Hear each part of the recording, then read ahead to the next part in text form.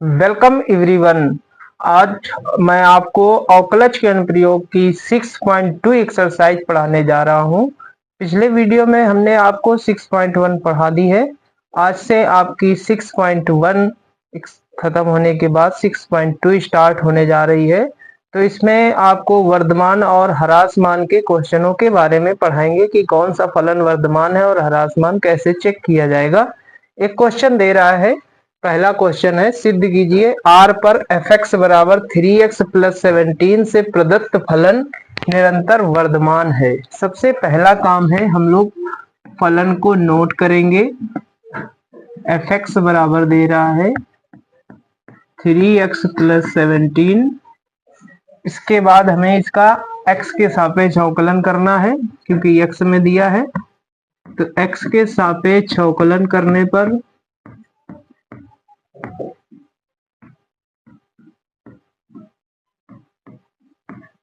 जब अवकलन करेंगे इसका तो f डैश x हो जाएगा बराबर 3 हो जाएगा क्योंकि इसका अचर पद का अवकलन 0 हो जाएगा।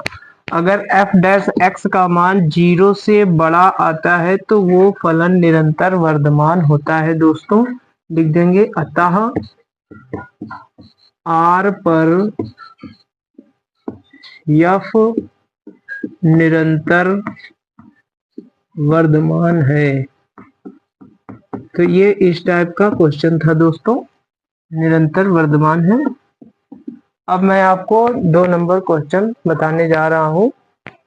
अब क्वेश्चन नंबर 2 देखिए, कह रहा है सिद्ध कीजिए r पर fx बराबर e की पावर 2x से प्रदत्त फलन निरंतर वर्धमान है।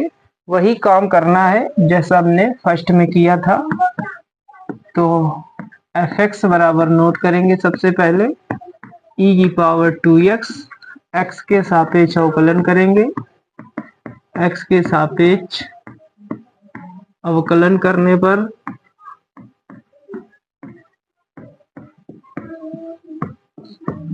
तो यहाँ आएगा f डैश x बराबर e की पावर 2x का e की पावर 2x होगा और 2x का अगेन अवकलन करेंगे तो 2 आएगा। तो f डैश x बराबर हो जाएगा 2 e की पावर 2x। अब यहाँ से हम x की वैल्यू कुछ भी लेंगे तो ये 0 से ऑलवेज बड़ी आएगी। तो यहाँ से x की वैल्यू आप 0 लेंगे तो e की पावर 0 का मान 1 हो जाएगा। तो आंसर 2 आएगा जो कि 0 से बड़ा है। तो लिखेंगे x के प्रत्येक मान पर e की power 2x always greater than 0 है। लिख देंगे, अतः r पर f निरंतर वर्धमान है।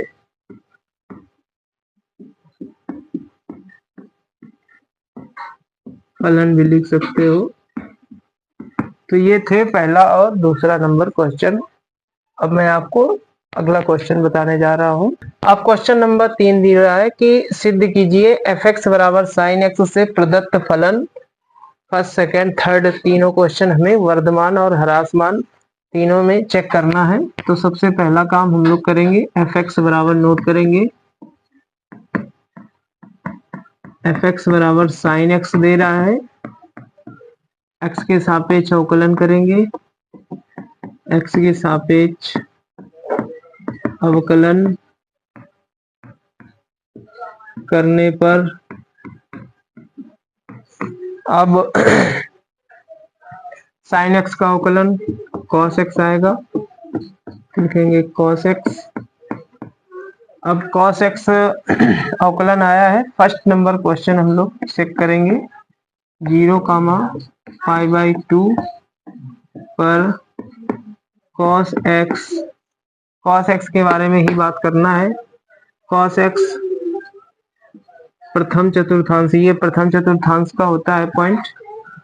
प्रथम चतुर्थांश में धनात्मक है, चतुर्थांश में धनात्मक है। लिख देंगे, अतः आर पर एफ निरंतर वर्धमान है।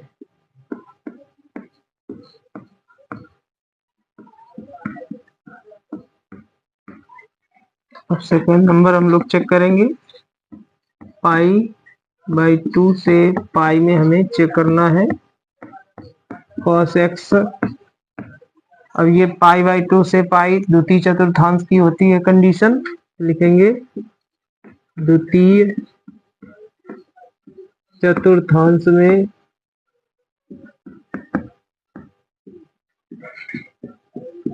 ऋणात्मक है, ऋणात्मक का मतलब हो गया फिर वो 0 से कम हो गया, तो लिखेंगे अतः आर पर एफ निरंतर ह्रासमान है। अब थर्ड पॉइंट हम लोग चेक करेंगे, 0, पाई पर cos x। देखिए cos 0 का मान हो जाएगा 0, cos पाई का मान होता है cos 0 का मान 1 हो जाएगा और cos पाई का मान होता है -1। पर धनात्मक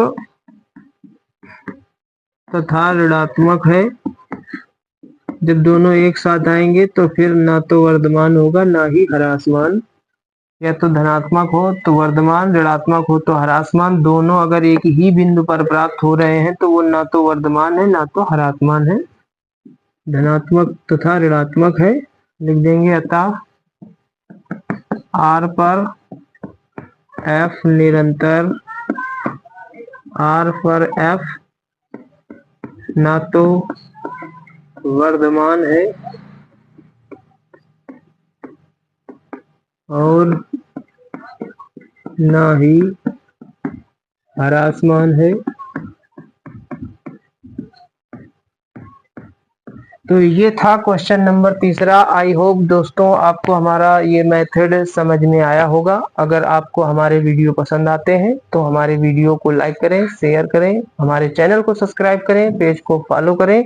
हम आपके लिए एक से एक बढ़कर ट्रिक और एक से एक अच्छा मेथड आपके लिए लाते रहेंगे। तो इस 4 नंबर क्वेश्चन से आपको ये निकालने को आएगा कि वर्धमान और ह्रासमान की कंडीशन के लिए उसके अंतराल कैसे फाइंड किए जाएंगे। तो आज मैं आपको अंतराल फाइंड करने का एक सबसे आसान तरीका बताने जा रहा हूं। तो अगर आपको अंतराल निकालना नहीं आता है तो आप हमारे वीडियो को देखें और इससे आप सीख सकते हैं। तो क्वेश्चन नंबर 4 दे रहा है, अंतराल ज्ञात कीजिए जिसमें f(x) = 2x² - 3x से प्रदत्त फलन f। फर्स्ट नंबर वर्धमान और ह्रासमान के लिए हमें अंतराल निकालना है। सबसे पहले हम लोग f(x) नोट करेंगे। f(x) = 2x² - 3x, x के सापेक्ष अवकलन किया जाएगा। तो x के सापेक्ष अवकलन करने पर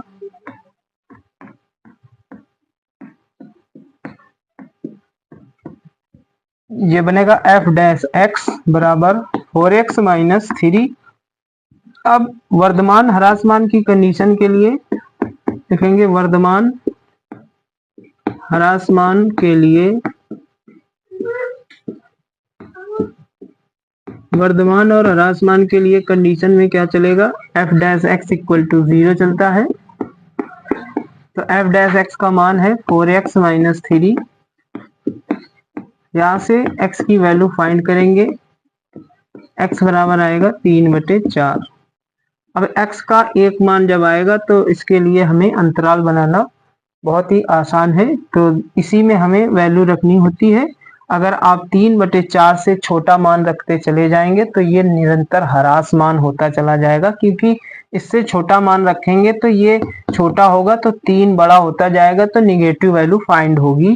तो वर्धमान की कंडीशन के लिए अंतराल क्या बनेगा, वर्धमान के लिए अंतराल बन जाएगा 3/4 से आप जितना ही बड़ा वैल्यू रखेंगे यानी प्लस अनंत तक चले जाइए तो ये वर्धमान हो जाएगा।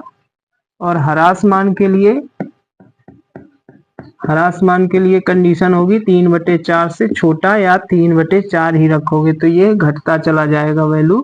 तो लिखेंगे माइनस अनंत से 3/4 के बीच में जो अंतराल आएगा वो ह्रासमान में जाएगा, जबकि 3/4 से बड़ा मान रखेंगे इसमें तो सदैव पॉजिटिव वैल्यू आएगी।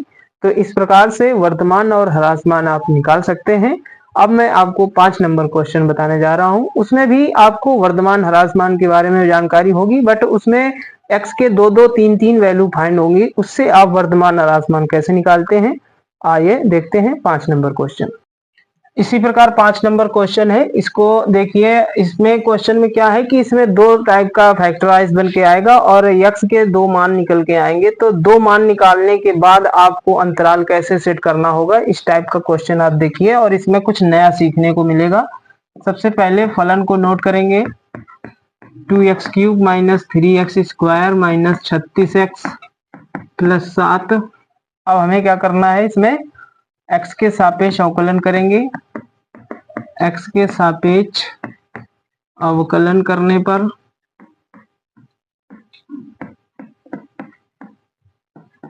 तो आएगा f' बराबर 6x² हो जाएगा, ये 3 दूना 6x हो जाएगा -36। वर्तमान व ह्रास मान की कंडीशन के लिए, वर्तमान व ह्रास मान के लिए, वर्तमान ह्रास मान की कंडीशन के लिए dy/dx का मान 0 हो जाता है। यहाँ f' चल रहा है तो f' बराबर 0 लिखेंगे।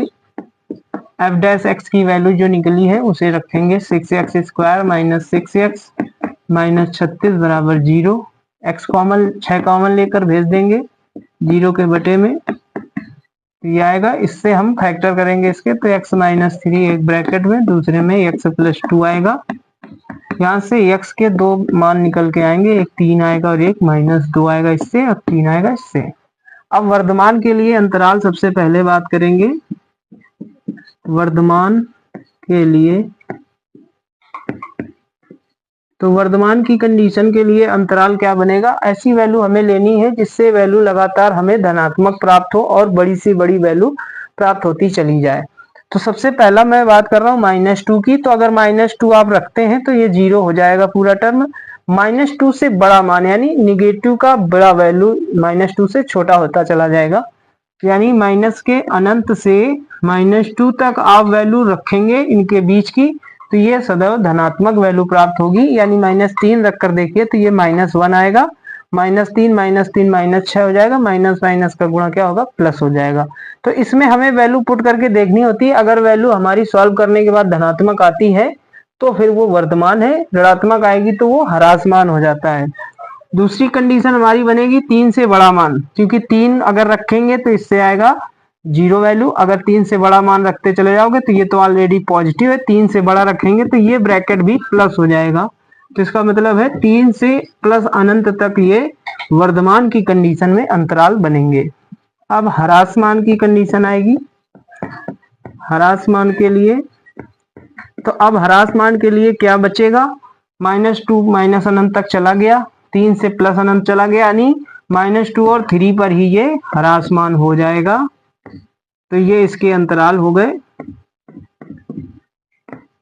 तो ऐसे अगर फैक्टराइज टाइप का आएगा और x के 2-2, 3-3 वैल्यू निकाल के देगा और उसमें हमें वर्तमान ह्रास मान निकालना है, तो दोस्तों इसी f' में रखकर चेक करना होता है। अगर पॉजिटिव वैल्यू प्राप्त होती चली जाती है तो वर्तमान होता है, निगेटिव वैल्यू आएगी तो वो ह्रास मान हो जाता है। तो ऐसी में आपको चुनिंदा कुछ मोस्ट इंपॉर्टेंट ट्रिक और आपके समझ में ऐसे मेथड लाते रहेंगे। अगर आपको वीडियो पसंद आए तो लाइक करें, हमारे चैनल को सब्सक्राइब करें, पेज को फॉलो करना बिल्कुल ना भूलें। धन्यवाद। तो का 5 नंबर क्वेश्चन तक आपको पढ़ाया था। आज मैं आपको 6 नंबर क्वेश्चन बताने जा रहा हूं। इसमें भी आपको अंतराल ज्ञात करना है। इसमें 5 क्वेश्चन दिए गए हैं, तो उनमें से एक क्वेश्चन मैं आपको बताने वाला हूं। तो देखिए, अंतराल ज्ञात करने के कुछ रूल हमने पहले भी बताए हैं। आज देखिए एक दे रहा है सवाल, f(x) बराबर, ये पहला क्वेश्चन है, x² + 2x + 5 है। तो सबसे पहले x के सापेक्ष अवकलन करना है। x के सापेक्ष अवकलन करने पर, जब अवकलन करेंगे तो ये f' बनेगा, बराबर ये हो जाएगा 2x + 2। वर्तमान या ह्रास मान के लिए, वर्तमान ह्रास मान ऐसे लिखेंगे, ह्रास मान के लिए f dash x equal to 0 हो जाएगा। यहाँ से 2x प्लस 2 इक्वल टू 0, तो 2x बराबर -2, तो x बराबर -1 आएगा। अब यहाँ से वर्धमान और ह्रासमान की कंडीशन के हमें पॉइंट बनाने हैं, तो लिखेंगे वर्धमान कब होगा, तो वर्धमान के लिए अंतराल, ह्रासमान के लिए अंतराल।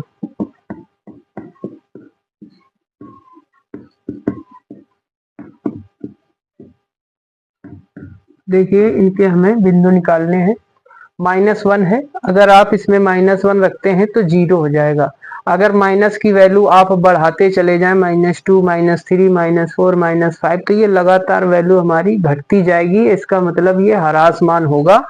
किस बिंदु पर? अगर ये -1 से अनंत तक हम जाएंगे तो ये ह्रासमान हो जाएगा।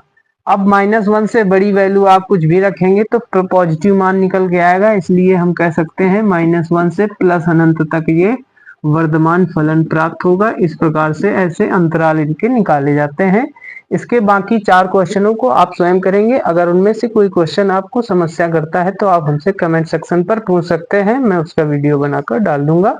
अब मैं आपको बताने जा रहा हूँ 7 नंबर क्वेश्चन। अब दोस्तों 7 नंबर क्वेश्चन दे रहा है y बराबर log 1 plus x minus 2x upon 2 plus x, x is greater than -1 के सभी प्रांत में एक वर्धमान फलन है। तो सबसे पहले इसका हमें अवकलन करना है। y बराबर log 1 plus x 2x upon 2 plus x, x के सापेक्ष अवकलन होगा। x के सापेक्ष अवकलन करने पर अवकलन करेंगे तो आएगा dy बटे dx, y का अवकलन है। log x का 1/x हो जाता है। इसमें अंश हर लगेगा, हर सेम अंश का अवकलन किया, माइनस अंश सेम हर का अवकलन करेंगे और अपॉन में हर का होल स्क्वायर होता है। अब इसकी हमें भिन्न हल करनी होगी।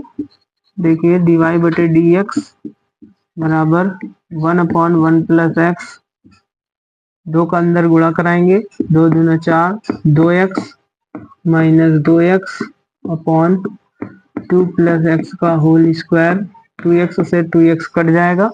इसके साथ भिन्न हल करेंगे, dy बटे dx एलसीएम में आया 1 प्लस एक्स और 2 प्लस एक्स का होल स्क्वायर से भाग लगाएंगे तो 2 प्लस एक्स का होल स्क्वायर आएगा इसमें, माइनस इससे भाग लगाएंगे तो ये इसका इसमें मल्टीप्लाई हो जाएगा 1 प्लस एक्स dy बटे dx होल स्क्वायर खोलेंगे, a square b square plus 2ab, इसमें अंदर गुणा कराएंगे 4 minus 4x upon 1 plus x और 2 प्लस एक्स का होल स्क्वायर। ये 4 से 4 कट जाएगा, ये 4x से 4x कट जाएगा, एक्स स्क्वायर रहेगा इसमें। dy बटे dx बराबर आया x square upon 1 plus x और 2 प्लस एक्स का होल स्क्वायर। अब यहाँ पर अगर आप माइनस की वैल्यू रखते हैं, -1 रखेंगे इसमें, क्योंकि इसमें कहा है -1 से बड़ा होना चाहिए। अगर -1 रखेंगे तो ये 0 हो जाएगा। -1 से अगर -2, -3, -4, -5 रखेंगे तो ये सारी वैल्यू जो है वो निगेटिव प्राप्त होती चली जाएंगी। इस प्रकार हम यहाँ से कह सकते हैं, अतः y अपने संपूर्ण प्रांत x इज ग्रेटर देन -1 के लिए एक वर्धमान फलन है।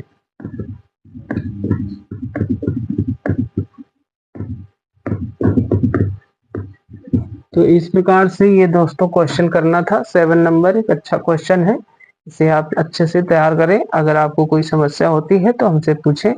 अगर आपको हमारे कोई भी वीडियो में समस्या आ रही है या आपको वीडियो हमारे ढूंढे नहीं मिलते हैं, तो आप हमारे प्लेलिस्ट में जाकर सारे वीडियो के हमने अलग अलग प्लेलिस्ट चैप्टर बाय चैप्टर बना रखे हैं, उसमें आप देख सकते हैं। अगर वीडियो आपको हमारा पसंद आए तो लाइक करें, हमारे चैनल को सब्सक्राइब करें। पेज एक्सरसाइज पढ़ चुके हैं। आज आपको 8 नंबर क्वेश्चन से पढ़ाने जा रहा हूं। 8 नंबर क्वेश्चन में x के उन मानों को ज्ञात करना है जिसके लिए दिया गया फलन जो है वो वर्धमान है। सबसे पहले इस फलन को हमें नोट करना है। y बराबर x माइनस 2 का होल स्क्वायर चल रहा है, अंदर मल्टीप्लाई करा देंगे, एक्स स्क्वायर माइनस 2x का होल स्क्वायर हो जाएगा। x के सापेक्ष अवकलन करेंगे, x के सापेक्ष अवकलन करने पर तो अवकलन आएगा dy बटे dx बराबर 2, पहले पावर का अवकलन होगा, x square minus 2x, again अंदर वाले का अवकलन करेंगे तो 2x माइनस 2 आएगा। अब यहाँ से वर्तमान के लिए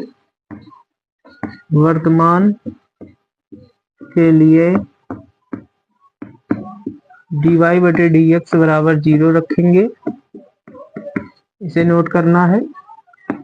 एक्स स्क्वायर माइनस 2x और 2x माइनस 2 इक्वल टू 0, तो एक बार इसे इक्वल 0 करेंगे, एक बार इसे इक्वल 0 करेंगे। एक्स स्क्वायर माइनस 2x बराबर 0, x कॉमन लेंगे तो x माइनस 2 आएगा। यहाँ से x की दो वैल्यू बनेंगी, एक 0 बनेगा और एक 2 बनेगा।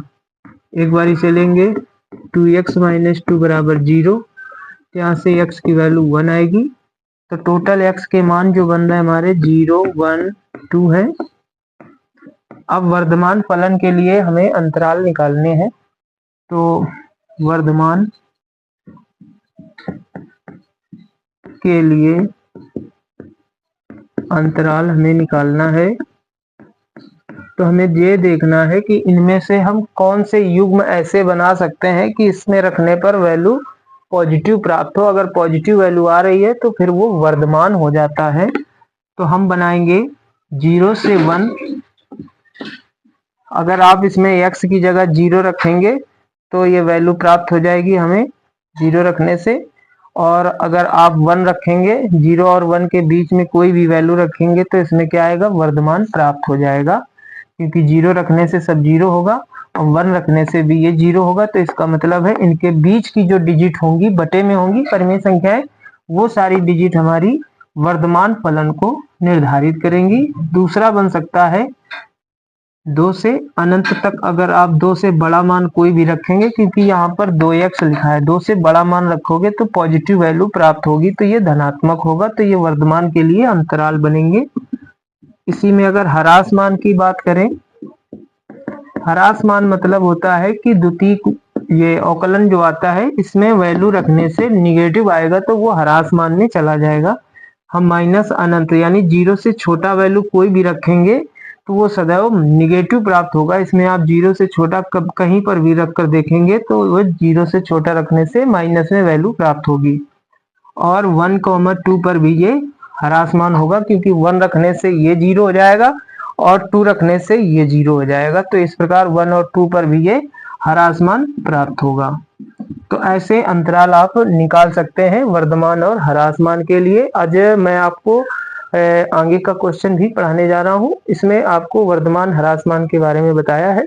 अब अगर कोई फंक्शन ऐसा आ जाता है जिसमें कोई ट्रिग्नोमेट्री फंक्शन दे दिया जाता है, उसके लिए आपको वर्धमान और ह्रास मान कैसे निर्धारित करना है, आज मैं उसके बारे में डिटेल में बताने वाला हूं। तो ये रहा क्वेश्चन नंबर 9। अब क्वेश्चन नंबर 9 दे रहा है कि सिद्ध कीजिए 0, π/2 में y बराबर 4 sin theta upon 2 plus cos theta minus theta का थीटा के सापेक्ष एक वर्धमान फलन है। सबसे पहले हमें y नोट करेंगे, 4 sin theta 2 plus cos theta minus theta. यहाँ पर थीटा के सापेक्ष अवकलन होगा, थीटा के सापेक्ष अवकलन करने पर जब अवकलन करेंगे तो y का अवकलन dy बटे डी थीटा आएगा। अंश हर लगेगा, हर सेम, अंश का अवकलन करेंगे तो 4 cos थीटा आएगा, माइनस अंश सेम 4 sin थीटा, हर का अवकलन माइनस साइन थीटा आएगा, और बटे में हर का होल स्क्वायर चलता है, 2 cos थीटा का होल स्क्वायर, थीटा का अवकलन थीटा के सापेक्ष 1 हो जाएगा। अंदर गुणा कराएंगे इसका, dy बटे डी थीटा बराबर 8 cos theta plus 4 cos square theta minus minus plus हो जाएगा 4 sin स्क्वायर थीटा, और अपॉन 2 प्लस cos थीटा का होल स्क्वायर माइनस 1। यहाँ से 4 कॉमन लेकर इसकी वैल्यू को हम 1 कर देंगे, तो dy बटे डी थीटा बराबर 8 cos theta plus 4 cos square theta plus sine square theta हो जाएगा, अपॉन 2 प्लस cos थीटा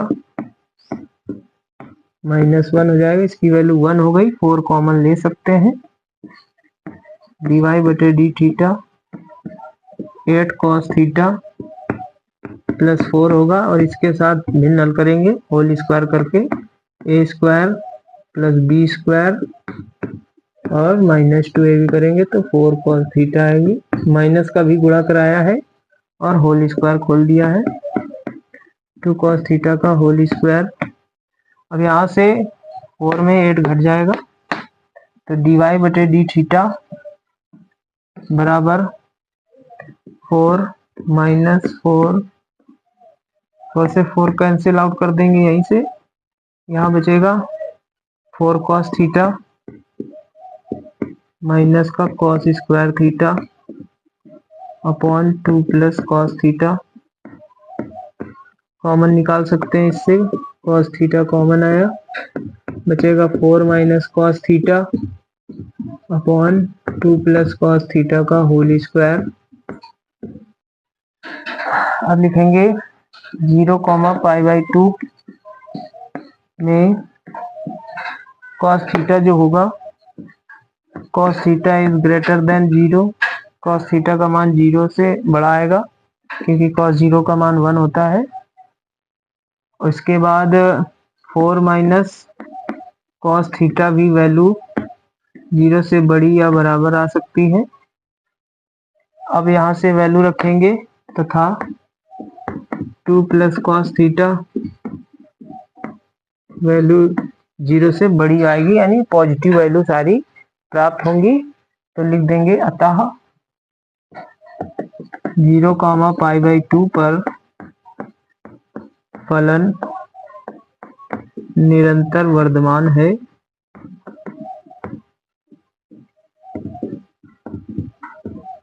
तो ऐसे ट्रिग्नोमेट्री का कोई भी क्वेश्चन आ जाए और आप इस तरह से निकाल सकते हैं। अगर अंतराल देकर पूछता है वर्धमान की कंडीशन, तो इस प्रकार से आप सवाल को आसानी से सॉल्व कर सकते हैं। आई होप कि हमारा वीडियो आपको समझ में आया होगा, पसंद आया होगा।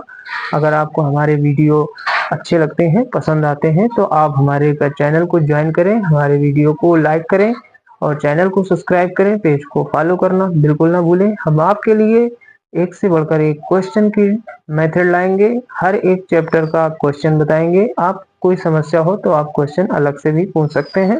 वीडियो पसंद आए लाइक करें। धन्यवाद।